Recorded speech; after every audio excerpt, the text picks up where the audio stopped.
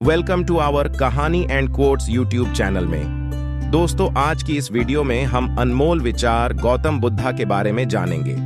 दोस्तों, कहानी and quotes channel पर पहली बार आए हैं तो चैनल को सब्सक्राइब, लाइक, शेयर और कमेंट्स अवश्य करें। चलिए दोस्तों, वीडियो को शुरू करते हैं। खुश रहना है तो तारीफ सुनिए और बेहतर होना है तो निंदा। जीवन वह नहीं है कि हम कैसे और किस स्थिति में पैदा हुए हैं। जीवन तो वह है जो हम बनाते हैं।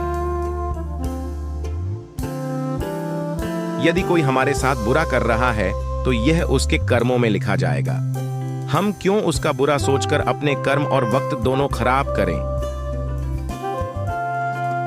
किसी मनुष्य की बुराई को ढूंढना यह आम लोगों की पहचान है, पर किसी मनुष्य की बुराई में अच्छाई ढूंढना यह खास लोगों की पहचान है। व्यक्ति क्या है यह महत्वपूर्ण नहीं है, बल्कि व्यक्ति में क्या है यह महत्वपूर्ण है। क्रोध एक ऐसी आग है जो दूसरों को नुकसान करे या ना करे, पर स्वयं का नुकसान जरूर करती है। इच्छाएं मनुष्य के दुखों की जड्डी डी आश है और ध्यान दुखों का अंत। अहंकार का तो अर्थ है कि मुझे कोई जाने, माने, पहचाने, मेरी चर्चा करे, मैं हूं, मैं कुछ हूं। झूठ का कोई भी भविष्य नहीं हो सकता है। झूठ आपका आज सुखद कर दे, पर कल बिगाड़ देगा। सत्य का दरवाजा इतना छोटा होता है कि उसमें दाखिल होने से पहले सिर झुकाना ही पड़ता है। किसी के लिए समर्पण करना कोई मुश्किल नहीं, मुश्किल है उस व्यक्ति को ढूंढना जो आपके समर्पण की कद्र कर सके। आपको जो मिला है उसके लिए घमंड मत करो और न ही ईर्ष्या करो। घमंड और ईर्ष्या करने वालों को कभी मन की शांति नहीं मिलती। दूसरों के दोषों को देखना आसान है, लेकिन स्वयं के दोषों को देखना कठिन है। एक व्यक्ति दूसरों के दोषों को हवा में भूसे की तरह दिखाता है, लेकिन एक चालाक जुआरी के रूप में अपने स्वयं के दोषों को छुपाता है।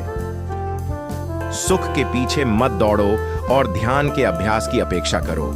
यदि आप जीवन के लक्ष्य को भूल जाते हैं और संसार के सुखों में फंस जाते हैं, तो आप उन लोगों से ईर्ष्या करने लगेंगे जो ध्यान को पहले रखते हैं।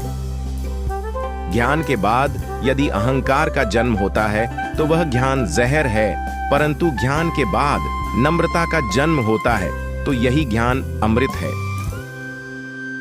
जो स्वयं पर विजय प्राप्त करता है वह युद्ध के मैदान में 1000 पुरुषों पर विजय प्राप्त करने वाले से बड़ा होता है। अपने आप पर विजय प्राप्त करें और दूसरों पर नहीं। दूसरे से प्यार करने से पहले आपको खुद से प्यार करना चाहिए। अपने आप को स्वीकार करने और पूरी तरह से आप जो हैं वही होने से आपकी सरल उपस्थिति दूसरों को खुश कर सकती है।